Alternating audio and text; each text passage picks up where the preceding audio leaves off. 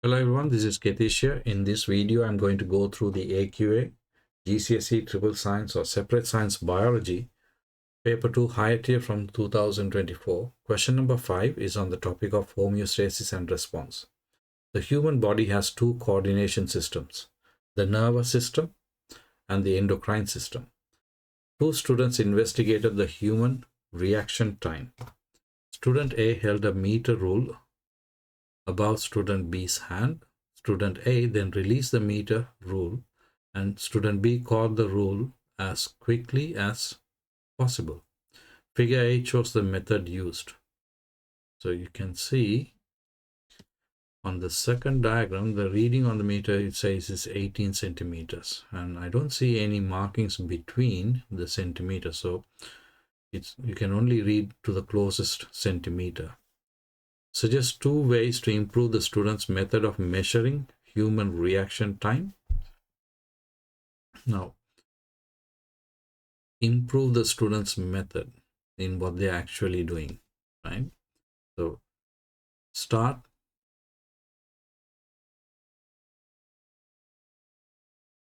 at the same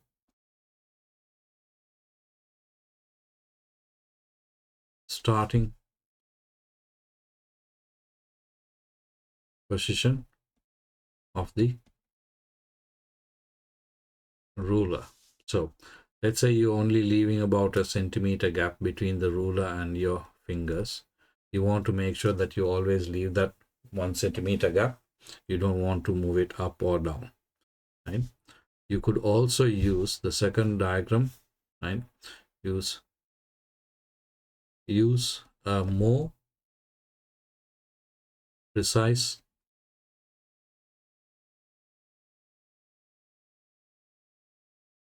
scale, meaning use a ruler with more divisions like in millimeters rather than centimeters. You could, now I'm going to mention a couple of additional things that you could actually do. Repeat and calculate. You need to mention both of this. Repeating it and then calculating a mean is not two separate things. So repeat and calculate a mean, right? Or you could say repeat and eliminate any anomalies. Usually sometimes you get it wrong, so any anomalies you can disregard it. You could also convert distance to time. That would be done using a table that you can find online. It's usually called a reaction time table. And you could also make sure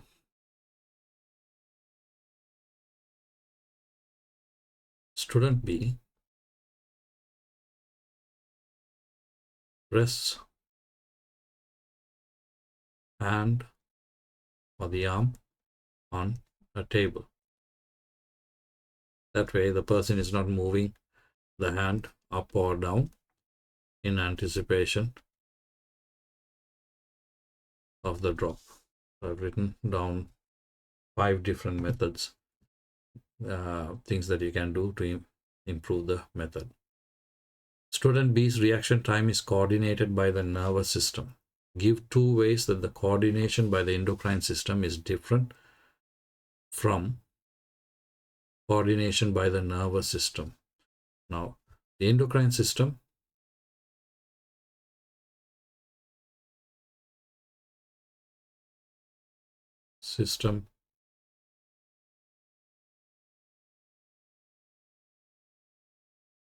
involves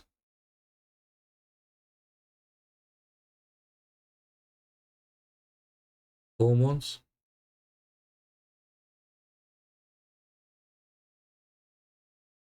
via the blood, right? endocrine system response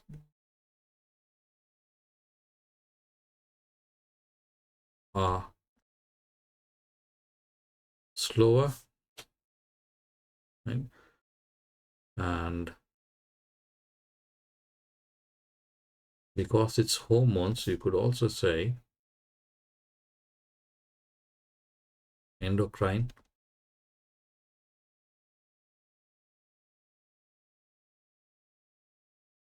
response involves chemical transmission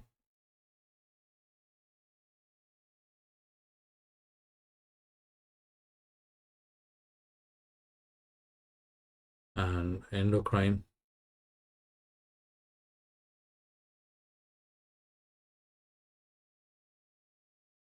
response are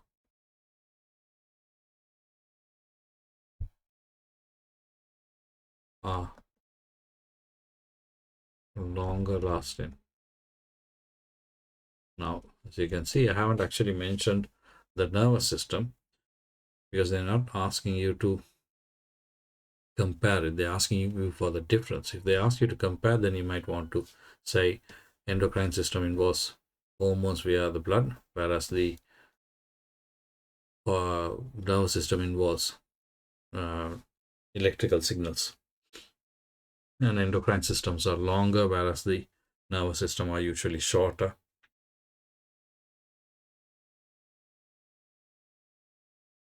Figure 9 shows endocrine glands in a female.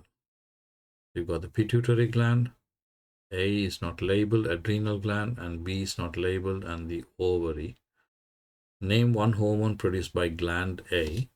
Now, the gland A is the thyroid, right? Thyroid gland, the hormone that is produced is thyroxine.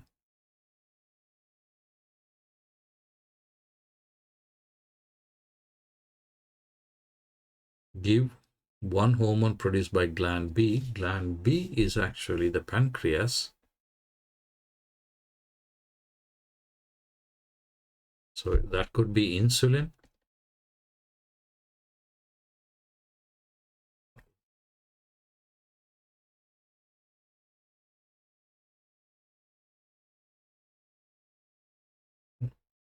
INSULIN, insulin, or you could say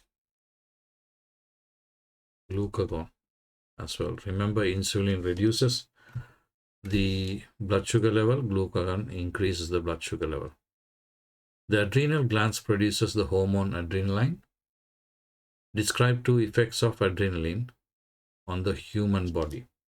There's a couple of things that can actually do. We can list about 5 or 6 of them. So two effects is what they're asking for. It increases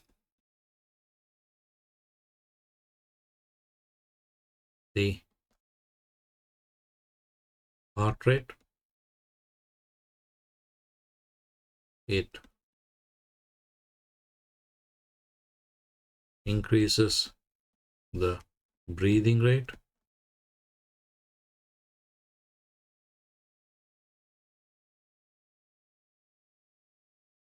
It increases sweating.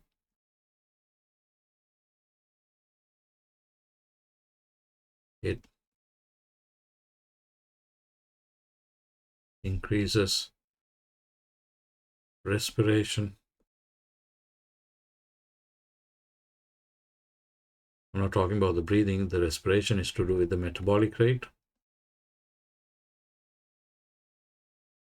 Metabolism or metabolic rate. It also increases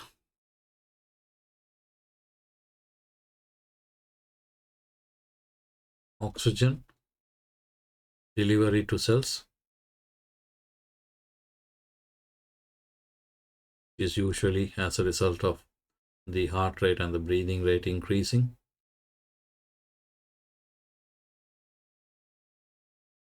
And there's a couple of other things that I haven't listed whether they will accept. It increases or dilates dilation of the pupils. You could say it causes vasoconstriction in the skin, which is to reduce the blood supply to the skin and to the digestive system. It raises the blood sugar level, or it increases the conversion of glycogen to glucose in anticipation for more energy needed to be released through respiration. You could also say it increases the blood pressure.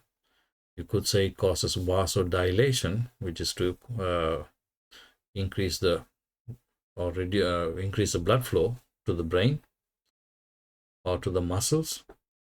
It slows down the digestion. Any of those will be accepted. Question number 5.6. Hormones are used for controlling human reproduction. Explain the uses of hormones in contraception and treatment of infertility. Now, contraception and treatment of infertility, they're actually the opposite things. Contraception is when you're trying to prevent pregnancy. Treatment is to encourage pregnancy. So what are the main hormones that is actually used? Right. Now, for contraception,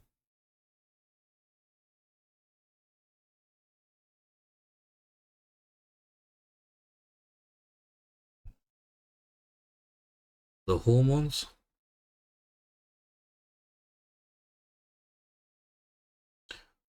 estrogen and progesterone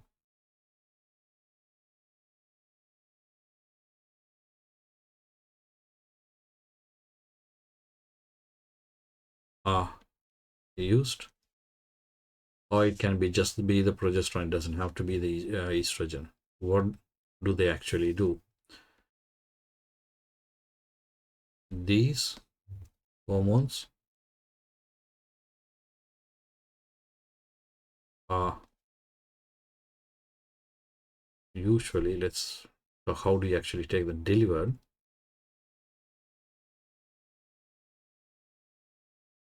by contraceptive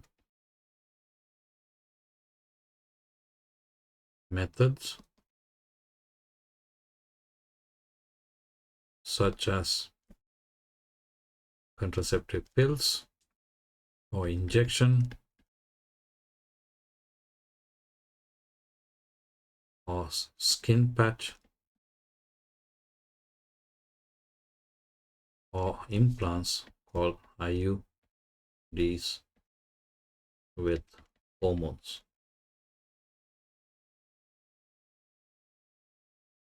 Right? Now, what does it actually do? Right? They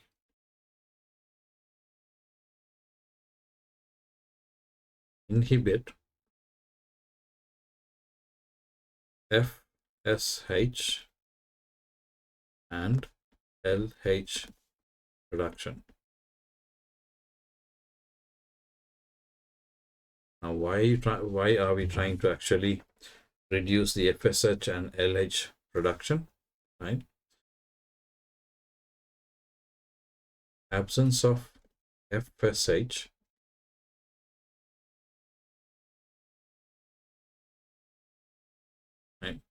prevents follicles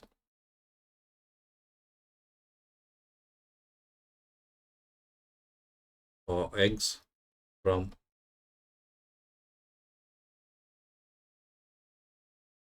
developing. Right? So no eggs are available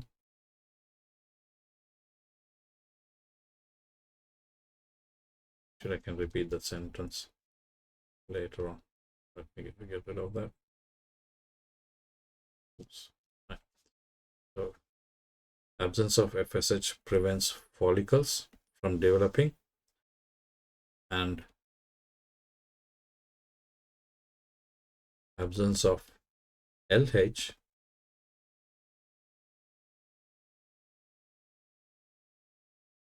prevents ovulation,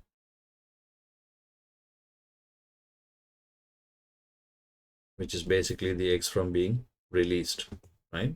So therefore, no eggs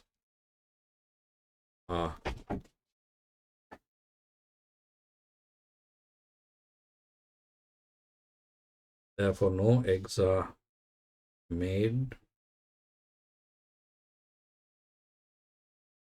available to fertilize. That is to do with contraception. Now, in the treatment of fertility, right,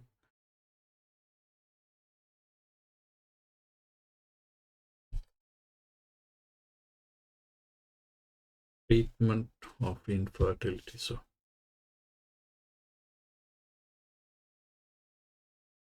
of infertility,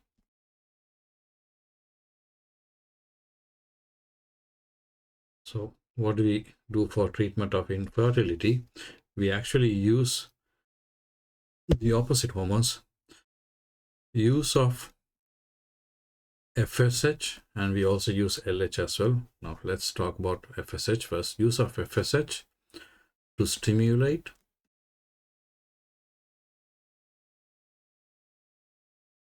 maturation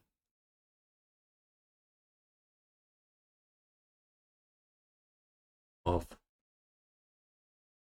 several eggs or follicles in the ovary, right, to increase the number of eggs matured. Now, usually in women, it's only one egg that matures at a time. But by actually injecting FSH, we actually cause more eggs to be matured. The reason is so that we can actually collect these eggs once they are matured, right? And use of LH to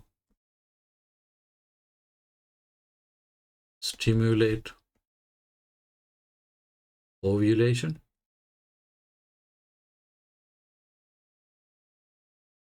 right? Now you don't really want the eggs to be completely be released, right? They're usually given about within a short window of time, about 14 hours to 12 hours, I think. So use of LH to stimulate ovulation to allow eggs to be collected, right? Now, why do we actually do all of this?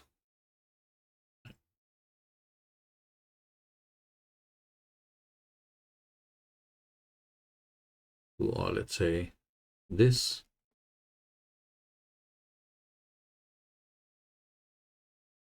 increases the chance of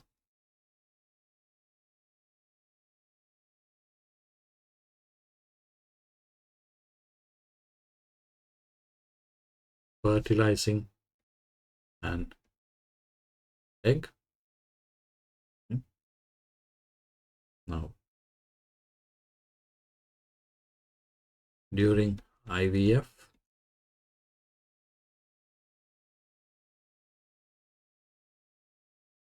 the fertilized eggs are not the fertilized eggs. Let's say the fertilized eggs are will be fertilized let's remove that. The embryos are inserted into the uterus. Okay. Now, there's one more thing we can actually write down for this. Progesterone is actually used as well at a certain stage, right?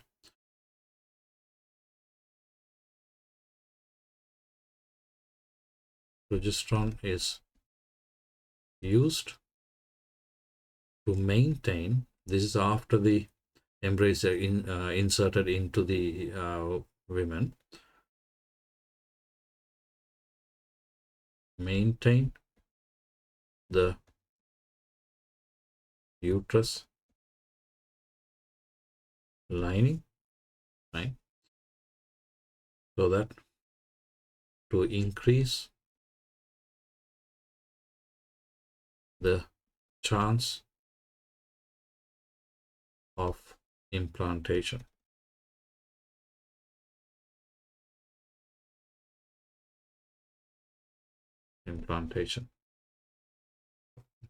That brings us to the end of question number 5. I will see you in the next question.